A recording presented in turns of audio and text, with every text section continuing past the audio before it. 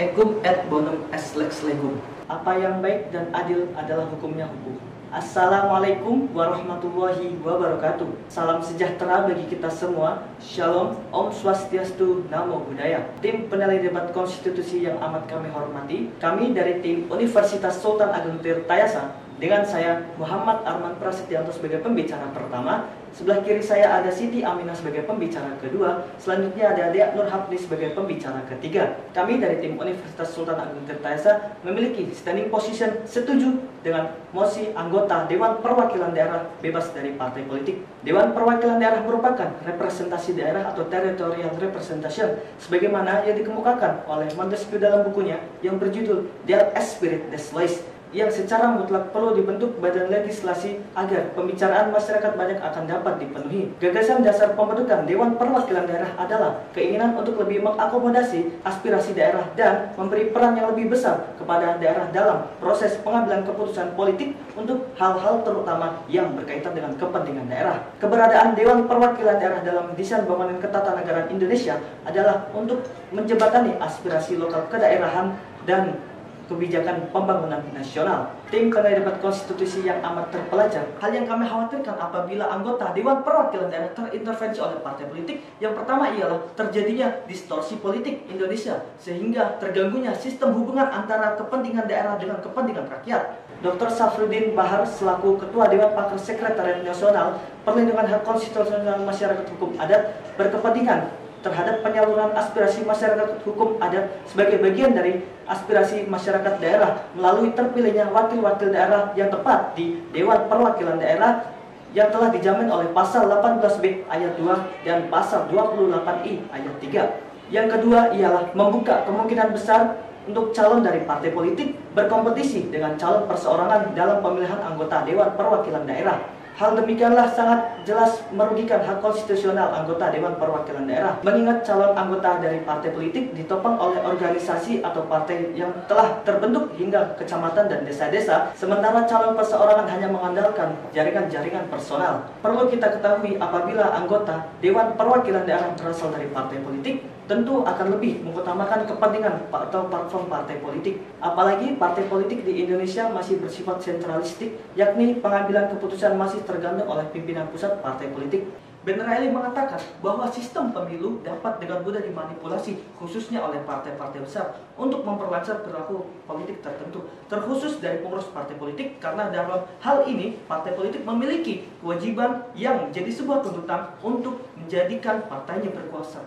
Terima kasih. Menyambung argumentasi dari rekan pembicara pertama dari tim kami, dasar hukum mengenai pencalonan anggota Dewan Perwakilan Daerah telah diatur dalam pasal 22E ayat 4 Undang-Undang Dasar 1945 yang menyatakan bahwa peserta pemilu anggota DPD adalah perseorangan. Dalam hal ini pasal 22E ayat 4 Undang-Undang Dasar 1945 tersebut telah memberikan hak secara konstitusional kepada setiap warga negara untuk dapat mencalonkan diri atau menjadi bagian dari anggota Dewan Perwakilan Daerah.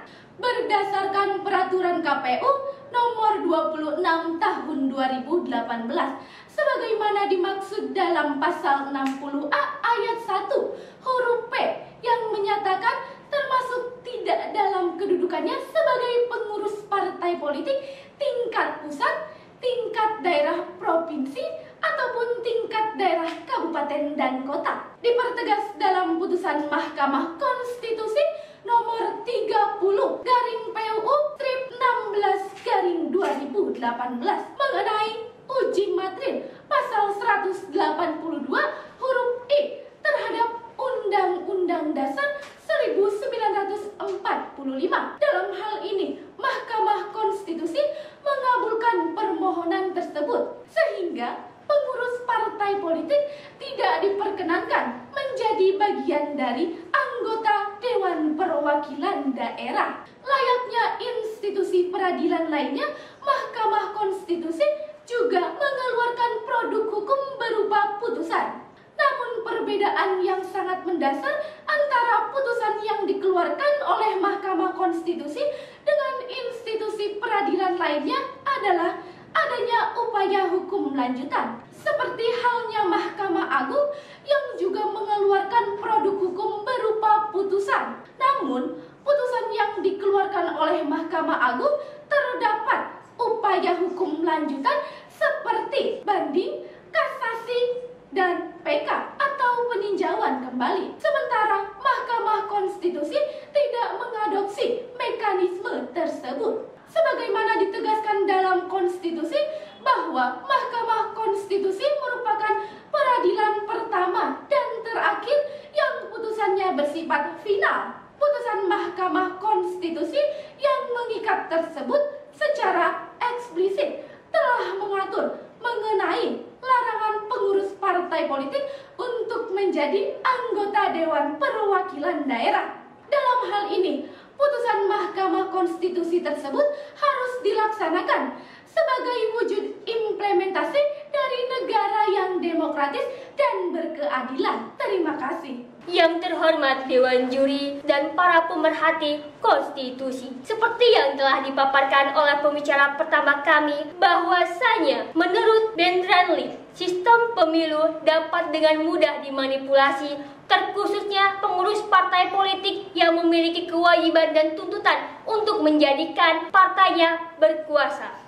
Berbeda halnya dengan anggota partai politik yang tidak memiliki kewajiban dan tuntutan untuk mengutamakan kepentingan-kepentingan partai politiknya. Dewan Juri yang terhormat, bila pengurus partai politik mampu menjadikan jabatannya sebagai kendaraan untuk kepentingan partai politik, sehingga memicu penyalahgunaan tugas negara yang telah diamanatkan dalam Undang-Undang Dasar RI 1945 kepada Dewan Perwakilan Daerah. Yang harus kita ketahui, Dewan Juri yang terhormat, bahwasanya Dewan Perwakilan Daerah adalah yang mempresentatifkan aspirasi daerah agar sesuai sasaran dan optimal. Berdasarkan data yang kami miliki dari Indonesia Parliamentary Center, 70 dari 132 anggota Dewan Perwakilan Daerah berasal dari partai politik. Yang harus kita ketahui, pada hakikatnya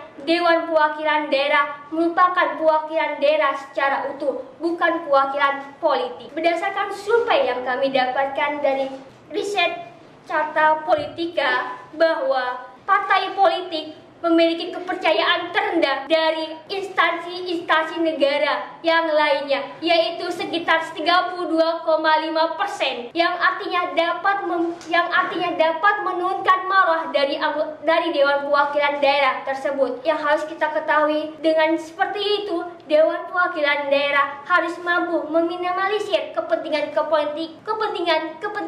politik yang ada dalam tubuh Dewan Perwakilan Daerah. Berdasarkan putusan Mahkamah Konstitusi nomor 30/19/Angka-Romawi-2018, di mana pengurus partai politik dilarang mencalonkan diri sebagai anggota partai politik dikarenakan berbagai hal. Salah satunya, pelarangan ini memicu dampak positif yang luar biasa, yaitu dapat meningkatkan kinerja sehingga para pekerja dapat bekerja secara profesional dalam berpolitik pula. Terima kasih. Dewan Juri yang terhormat, di sini kami menyatakan kembali bahwa kami sangat setuju dengan mosi kali ini. Adapun implikasi dari anggota Dewan Perwakilan